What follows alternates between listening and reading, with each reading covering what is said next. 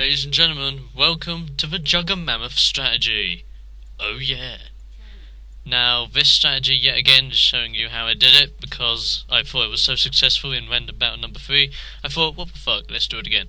So I'm an orange GDI and my partner, who we're calling Stevie, is red GDI, and we're against two opponents who I think are both GDI, I can't really remember.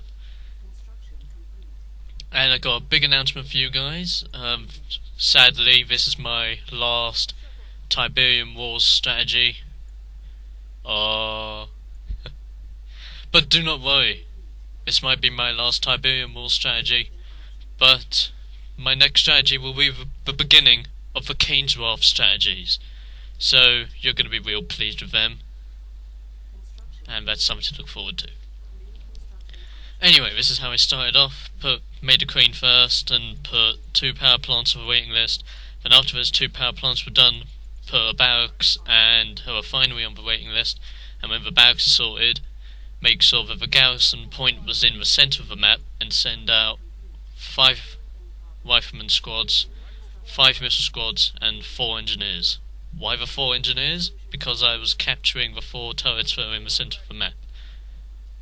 As for this map, it is a generally good map. There are main areas of attack.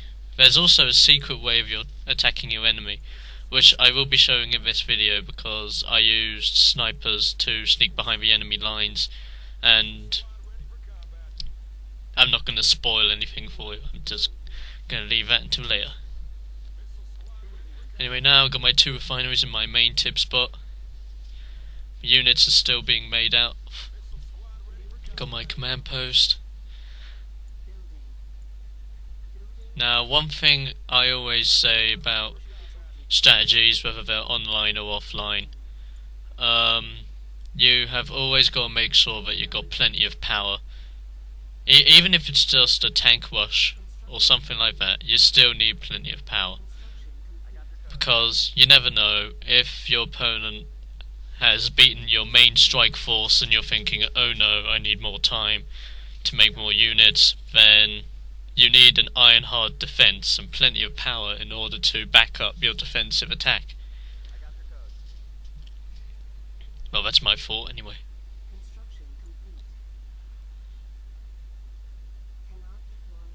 Just waiting for my outpost to unpack. Wait for it. There you go.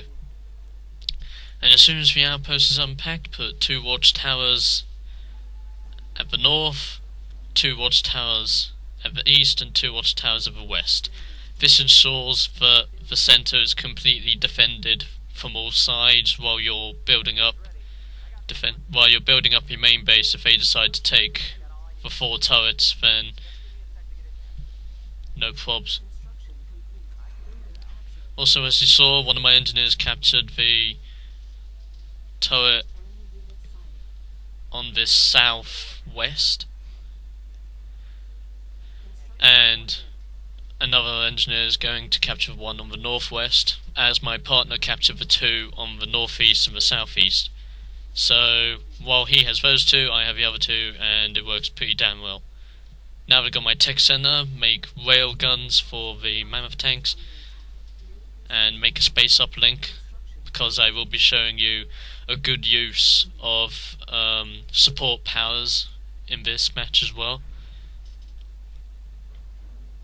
I also personally think this support powers haven't really been used that much, mainly because most of the support powers take up a lot of money, and you need plenty of money to use it, and then after you've used it you need to wait a heck of a lot of time in order to use it again.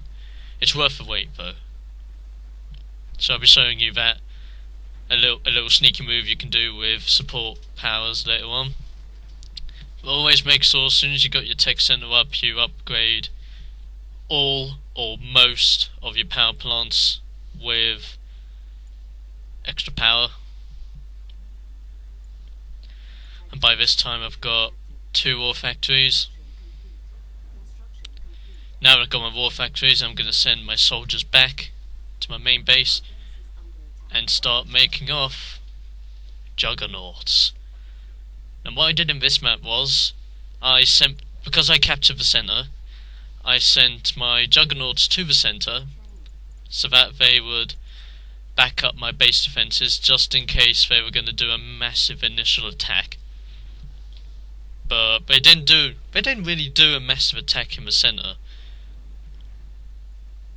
They tried to keep sending engineers and small squads of infantry to the centre, but it never worked. Now here's the little support power move. Use the area scan to find out your enemy's main base, and then either use your EMP clusters on base defences or power plants.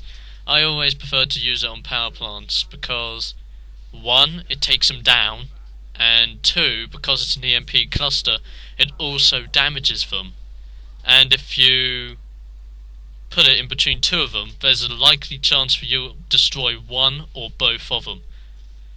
So it's very useful to use those 2 support powers, especially in the early game, because your enemy might be thinking, this is a clean sweep, and as soon as you do that, he's thinking, what the boop?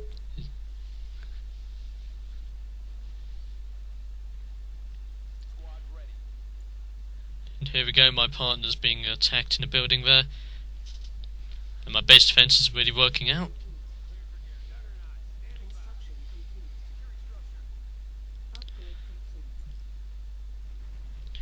Now many people have been asking me, why do you use outposts instead of creeping?